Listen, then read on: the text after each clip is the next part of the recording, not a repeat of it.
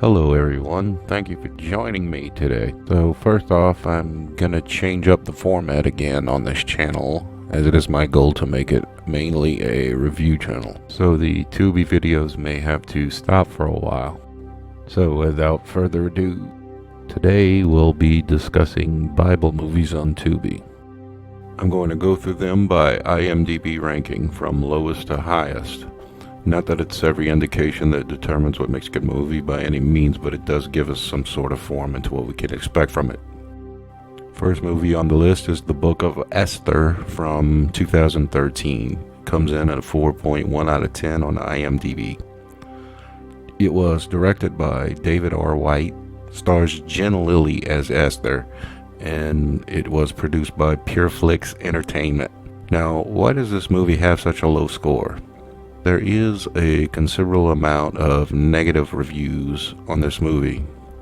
Well, reading the reviews on IMDb, it says that the production company changed almost all of the plot points of the story instead of following actual scripture.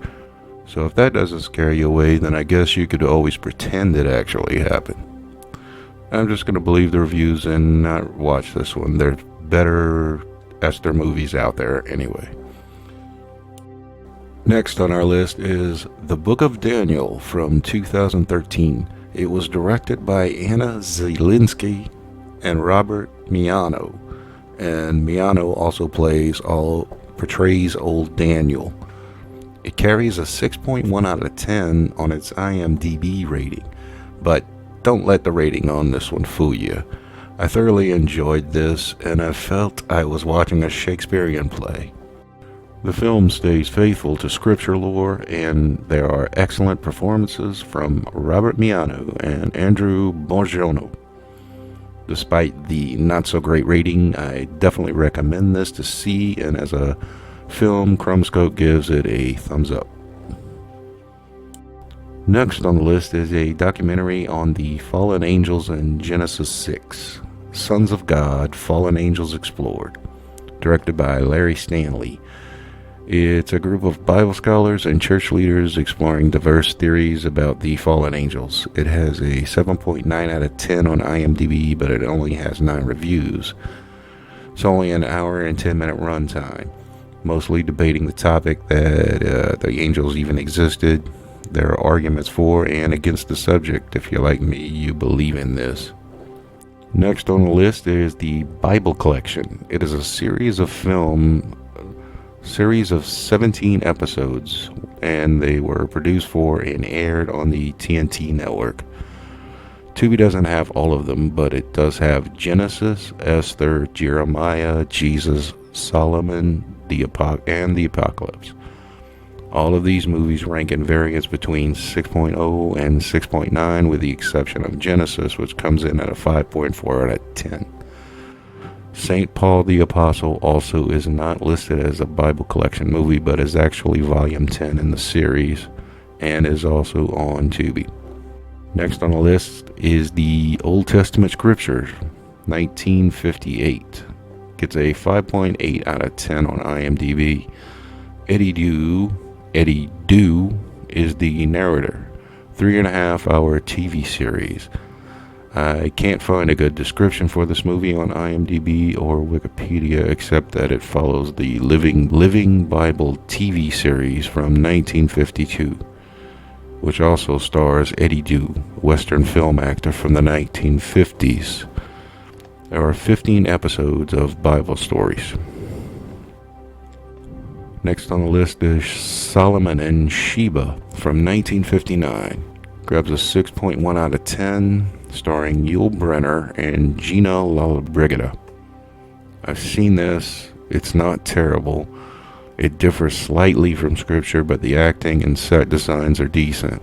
Interestingly, this movie was directed by King Vidor, an American film director, producer, and screenwriter who was also a Christian Scientist and a founding member of the Motion Picture Alliance for the Preservation of American Ideals, also known as the MPA, which included members such as John Wayne and Clark Gable, Unfortunately, they disbanded in 1975.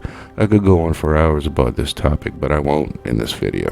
Okay, next on the list is The Greatest Story Ever Told, 1965. Gets a 6.5 out of 10. I've seen this a long time ago. Stars Max von Sydow as Jesus and Charlton Heston as John the Baptist. The classic retelling of the biblical account of Jesus originated as a half-hour radio series in 1947, which then became a novel in 1949. It was originally directed by George Stevens, but the film shooting fell behind schedule due to his tedious shooting techniques. David Lean and Gene Nagelsko were brought in to film other sequences. The film received 5 Academy Award nominations. Really, really wide-angle shots. Very beautiful. Okay, next on the list, something to add to the Saturday morning cartoon list. It is called Joseph, Beloved Son, Rejected Slave, Exalted Ruler, from 2015. Gets a 6.7 out of 10 on IMDb. This is on my watch list and I can't wait to see it.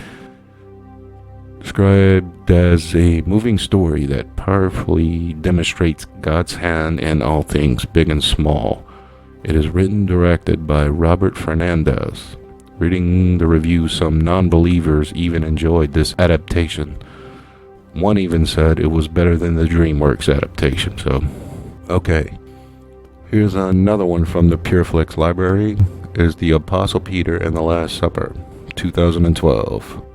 Gets a 6.8 out of 10. Haven't seen this, but it looks like it may be decent. That 1.2 thousand reviews.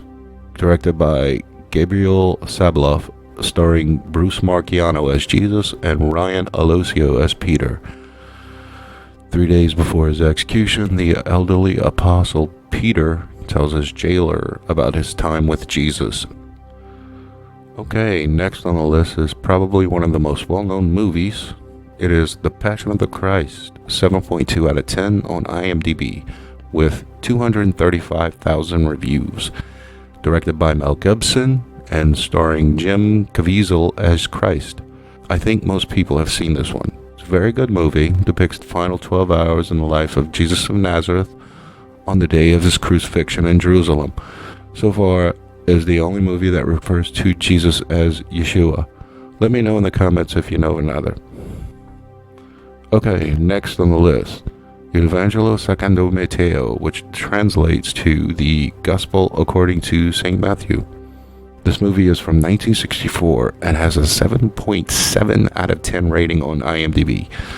Written and directed by Pier Paolo Pasolini, this black and white film was highly praised in its time as the greatest story of Christ ever.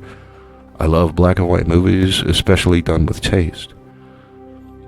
I've never seen Bible movies in black and white, so I think I need to see this soon. Starring Enrique Irizarry as Christ and Margarita Caruso as Mary.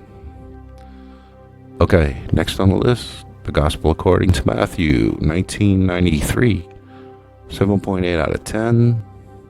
Stars Rhaegar Vandenberg, David Minar, and Bruce Marchiano, who is also from The Apostle Peter and the Last Supper, returning in his role as Jesus.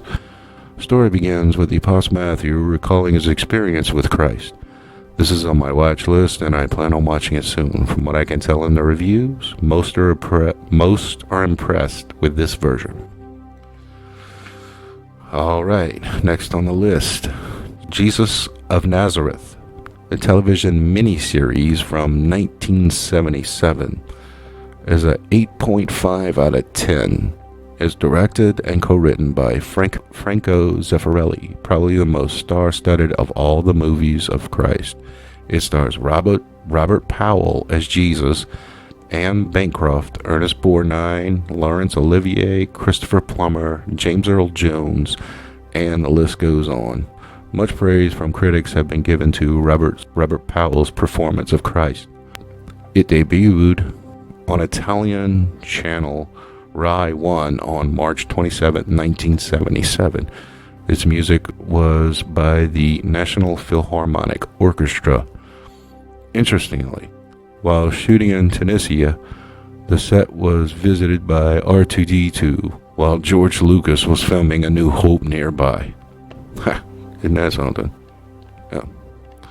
And the last movie on the list is the highest rated Bible movie on Tubi, which could be kind of controversial. Alright, anyway, it is The Chosen. This comes in at a 9.3 out of 10 and stars Jonathan Rumi and Shahar Isaac. It is also the most recent, as it was released in 2017 and continues to this day. Reading the episodes seemed to be like it's a more detailed depiction of the events in the Bible, but reading reviews, however, say a different story. I've read people say that there are biblical inconsistencies. I've read that the camera work is way too shaky. It says also much of the acting is subpar. While this may be true or not, it leads me to believe that the ratings for this TV series may be rigged as suggested in the comments. There are just way too many 1 and 2 star ratings to ignore here. Alright, there's one more, but it doesn't have a IMDb or Rotten Tomatoes rating. It is Samuel, the Last of the Judges. This is also available on Tubi. It's on my watch list and I plan on watching it soon. I just found another one for the Saturday morning cartoon lineup. We got King David from 1997 with a 7.9 out of 10 on IMDb.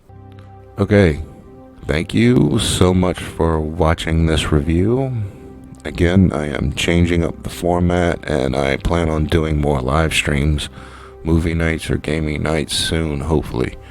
Thank you for your comments, likes, and subscribes, and have a blessed rest of your day.